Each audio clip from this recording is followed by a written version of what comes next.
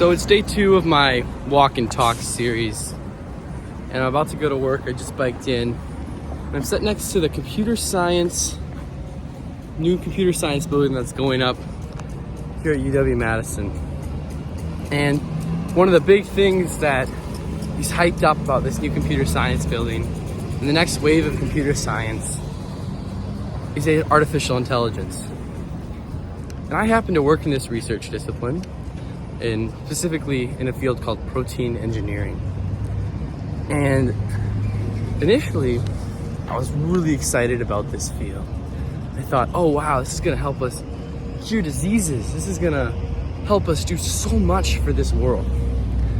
And over time, I kind of started to develop a more narcissistic opinion or unpopular opinion regarding the effectiveness of AI in our field. And that opinion really boils down to this, which is that AI in itself is useful when it comes to images and text because it is itself data hungry. It requires so much patterns that a human could no way write the rules of grammar or a way to write the mathematics of how to paint an image in the style of Da Vinci. That's something that AI will have to learn from many, many, many examples. However, when it comes to science, the rules completely change. And the data is limited and it's biased. And I've come to learn and figure out that information in itself can only propagate through so much.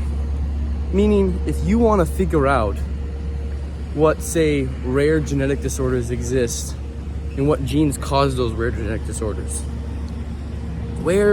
what genes cause those rare genetic disorders, you're gonna need the genes prior to figuring that out or some sort of information prior to doing that. You can't use a more complex technique or complex algorithm or AI in order to do that. You need the data set itself to tell you where it is. And this is just the opposite trend that the field is moving right now.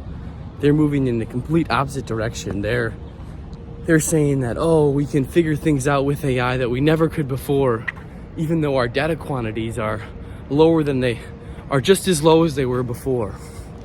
And I can't fathom this thought. I can't fathom this idea. And it really leads me to think that basic algorithms that you could do 10, 20 years ago are still dominant, and AI is just a phase. And my evidence to back that up is that the Schrodinger CEO of the huge drug discovery institute just said, yeah, generative AI is also just a phase. Other evidence comes through when it comes to materials discovery. I've talked to material science professors. They've said nothing new and novel has come from AI recently. And whenever they release these large AI papers, they're like AlphaFold 2. They're always on the data sets that contain a huge amount of information in them already. And I feel like we've exacerbated that peak. We've hit that peak level of information that can be propagated. And until a new data set comes out, nothing new will come. So the idea that AI can save us or AI can hurt us is completely irrelevant. It can't do either because it can't do anything, especially when it comes to science and AI. So this is a really unpopular opinion because it's basically saying the opposite of what everyone else is saying.